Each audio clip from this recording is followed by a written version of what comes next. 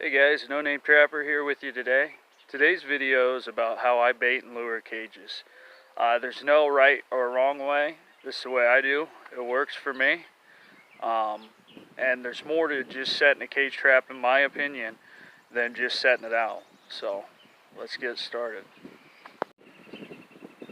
Alright guys, so here's doing an animal damage control job. You can see here, I picked this location because it just stands out. It's on a point.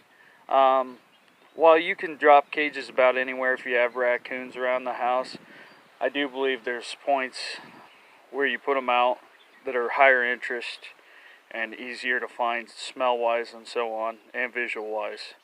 Anyways, that's raccoon number 10 at this house.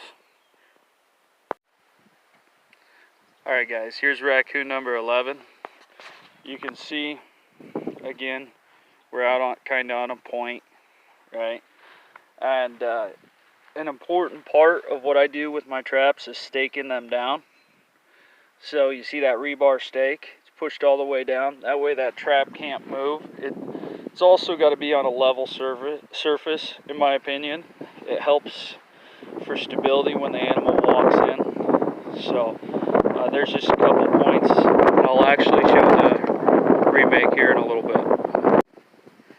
Alright guys, so on the remake, it's very important, in my opinion, to have the debris cleaned out from underneath your trigger pan, right? Clean out all debris underneath. Make sure your trap's not damaged. And then I clean any excess stuff out there so the doors can close properly. You want to make sure that that pan can fire and the doors can close.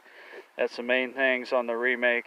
And I even pulled the rebar stake and cleaned it out and then used a T-handle and rebarred it back down so it doesn't move as much.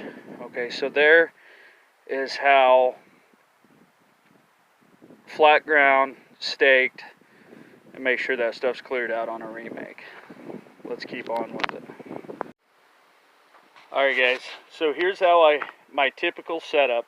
It varies based on animal I'm trapping. On a double door cage, you see I have a little debris at each end. I'm using cat food. I usually don't use that, but my kids and wife ate all my coon bait. Okay, so you see there's a pile on each side to keep them working that pan. There's a little blood in there, but I don't mind that too much when I'm trapping raccoons. So there's just a little trail at each end guiding them to the two bait piles to focus them on triggering that. And there's also a fruit lure in there. I know you can't see it, but it's one I make myself. And there's a fruit lure primarily on the two piles to focus them in on that. So anyways, that's how I do a double door. Those are called stall out points. And I'll talk about that more at the end of the video. This is double door cage trap and how I set it up, typically. Alright guys, and here's how I typically bait a single door cage trap. You see there's just a little bit out front. There's just a hint of a trail going there, and the big piles in the back, right? And another reason it's important to stake these traps is because these coon will approach a lot of times from the side and try to reach in, right? And you don't want your trap to move back and forth and snap off. I use a pocket knife also to clean that debris out from underneath the pan, right? So that's another tip that's helped me, is always get that debris out. And also guys, you get what you pay for with cage trap. These ones are junk. I think they're the Little Giant brand or whatever. They're okay, I guess, but there's always damage done to them. So I'm buying some more expensive ones, but I like to run these cheap ones on the jobs that, you know, where if they get stolen or beat up, it don't matter too much. And so anyways, that's how I typically set a cage trap for a raccoon. Same concept with a lot of other animals, but there's a lot more stuff that goes into this that I'm not talking about today. This is just the base setup of how I do it. It's kind of the standard, right? More information may come out later that I may put out, but this is the standard. And I would like to thank Ron Jones years ago he made a post. He was doing a demo on cage trapping. People asked him, they're like, a demo on cage trapping? You set it and you catch it. And he went into like a lot of questions. He didn't give us answers in the post. A lot of questions. And that got me to thinking, and this is my own style so far for my standard setup. But that all those questions that Ron Jones asked kind of pointed me in the right direction.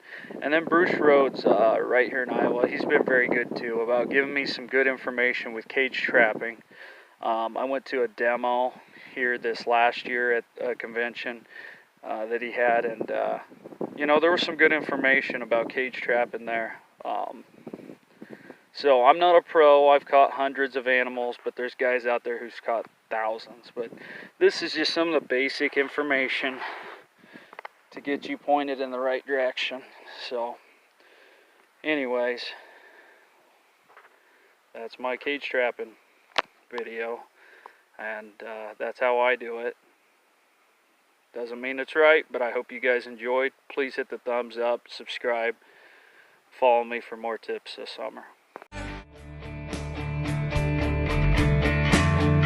Got an outdoor itch, get you grit